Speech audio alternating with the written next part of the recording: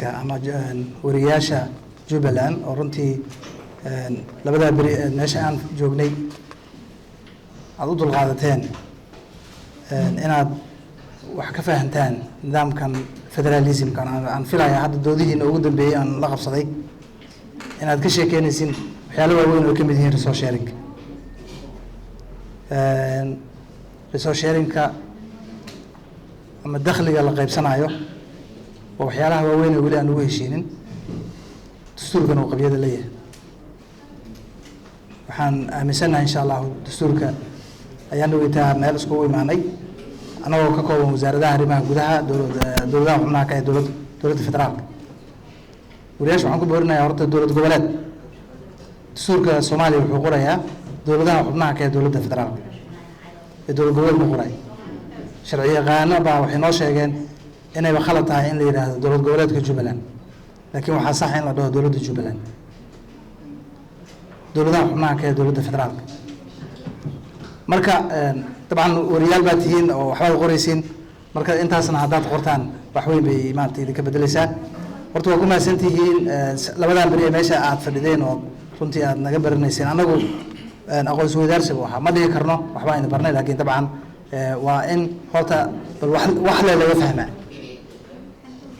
umadeena waxay ka kooban yihiin dad shacab ah iyo dad u shaqeynaya dad ku shaqeynaya nahay soo saas ma dadka inaan u sheegno weeyo oo niraahno xuquuqdaas ay leedahay maamada degan Kismaayo xafada Calanley waaxda iftin yaa xaq ku leedahay in gurigeeda hortiisa uu ka nadiifiyo waxaa jirta dowlad hoos intaan la gaarin state-ki dowladda hoose mas'uulka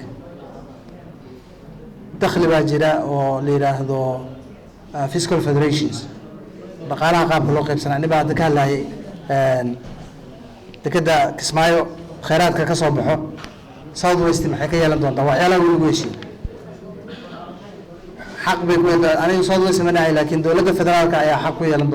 doonta annagana xaq baan ku leeyahay bedelkeeda xaq baan ayaan ku lahan doonaa cashuuraha dowladda hoose ay aruurinayso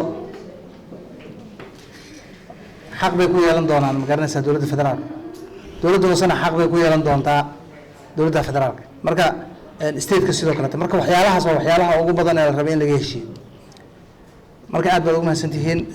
labada bari meesha aad joogteen runtii waxaan rajaynayaa inaad wax ka bedeli doontaan nidaamka federalismka intan kuma ekaan doonto insha Allah waan la shaqeyn doonaa association-ka wasaaradda arrimaha gudaha qaybta arrimaha bulshada qayb naga tihiin wasaaradda warfaafintana waan ugu mahadcelinayaa iyadana